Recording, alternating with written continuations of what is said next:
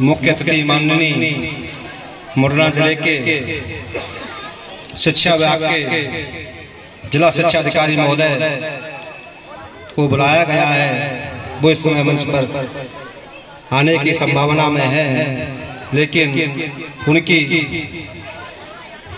आने की भावना को लगी हुई है और आएंगे। ऊर्जा ताली बजाने की उनकी भी कुछ अभी भी से कंट्रोल में रखें कि बार बार ना कहना पड़े। हर अतिथि का स्वागत सबसे ज्यादा अपने जिले के मुखिया आ रहे हैं, उनको मुख्य अतिथि रखा है। लेकिन आज इस कार्यक्रम में हमारे संस्था के पूर्व शिक्षक गोली साहब और हमारे शिक्षक संस्थाओं के प्रभारी और प्राचार्य महोदय धर्मगढ़ से भी हैं और सीएससी महोदय भी हैं और हमारे इस चंबल घाटी से इस स्कूल की एक गरिमा रही उस स्कूल की प्राचार्य महोदय माननीय नीलम गुप्ता जी, जिस विद्यालय से हमेशा मध्य प्रदेश की धरा पर अपनी पहचान बनाता रहा है, ऐसी चंबल घाटी में स्कूल का नाम मध्य प्रदेश की धरती पर एक बार नहीं कई बार रोशन किया है। उस स्कूल की प्राचार्य महोदय के मैं अपने छात्रों की तरफ से नमन करते हुए बात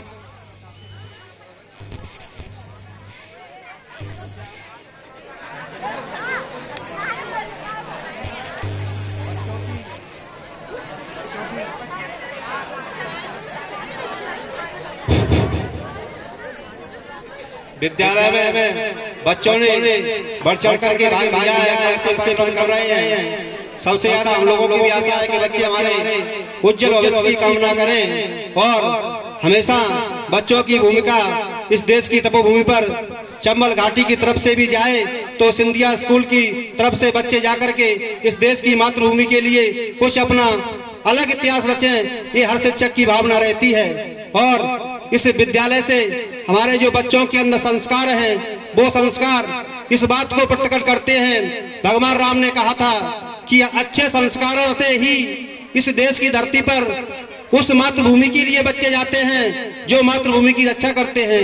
माँ के घर में पलने वाला बच्चा इस हिंदुस्तान का क्रांति की इतिहास जगाने की आशा रखता है। इसलिए हमारी संस्कृति कहती है कि हमारे महापुरुषों के जो छायाचित्र हैं वो बच्चों की तरफ झलकते हैं और वो इस बात के लिए प्रकट करते हैं कि हमारे देश के अंदर सारे बच्चे हमारी संस्कृति में ही सम्मिलित रहें। और शिक्षा वो शेरनी का दूध है जो व्यक्ति पीता है वो बोलते की क्षमता रखता है।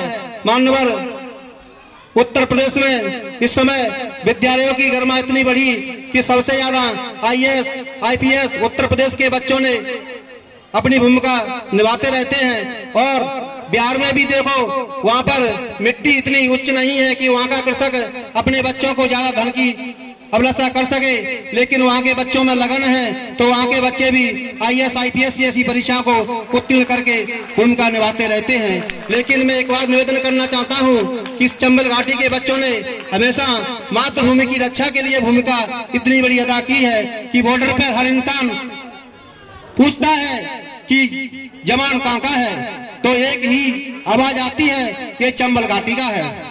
तो इस बात पर बहुत बड़ा असर पड़ता है। जिस देश के लोग रक्षा के लिए किसी व्यक्ति से गुहार लगाते हैं वो मध्य प्रदेश की धरती चंबल घाटी है। और मैं नागाजी महाराज की तपोभूमि पर यही निवेदन करना चाहता हूं कि इस चंबल घाटी की रक्षा के लिए हमारे बीच से बच्चे हमेशा रहते हैं, लेकिन शासन प्रशासन में भी हमारे क्षेत्र के बच्चे उज्जवल भविष्य की कामना करें और देश की रक्षा के लिए बच्चों को बिस्मिल जी की तरह हमेशा अपने योगदान को देते रहना चाहिए। भारतीय संस्कृति को नमन करते हुए इस बात को विराम करता हूँ।